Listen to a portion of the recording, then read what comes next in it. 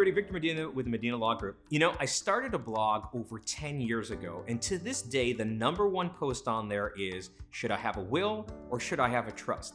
I mean, people are always asking that question, and for me, it's always going to be an easy answer because I know what people should have, but I realize why they're asking the question. Now, before I give you the answer, we should probably describe what both of those documents are, and then you'll know why we recommend one over the other. A will is a document that takes care of everything that you own in your individual name, so that when you pass away, we've got the instructions about who's in charge and where stuff should go. Now, if you listened, I said it's for everything that's in your individual name. There are a lot of things that you don't own individual, but by way of contract. For instance, if you've got a 401k or an IRA, or if you've got life insurance or an annuity, or if you own something jointly with somebody else, that's not gonna go according to your will. So when we think about a trust is actually sort of a container. It's a box that holds things, and then you make this little contract with yourself that says, look, everything that's held in the box, I want a set of instructions about who's going to be in charge of that and where it's supposed to go.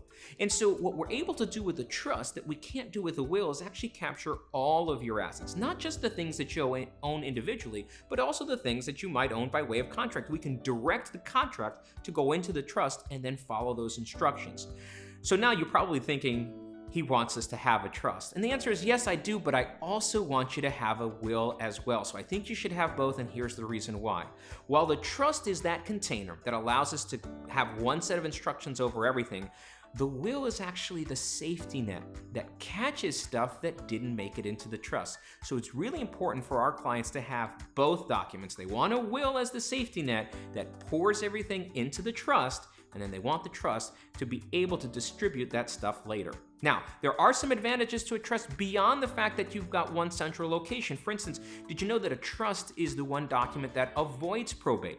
That's a big deal for a lot of people because they don't want to go through the probate process, and they're often surprised to hear that the will is actually the key to going through probate. The trust is how you avoid it. We have other people that want to make sure that what they leave behind is done on a private basis and not a public document. The will's a public document, the trust is a private document. And then finally, we have other people that want to make sure that what they leave behind is in a form of protection, like an inheritance castle once they're gone. And we're able to achieve that not just as to one or two assets, but as to everything that's in the trust. So, short answer, should I have a will or a trust? The answer is yes. You should have both. Catch you next time.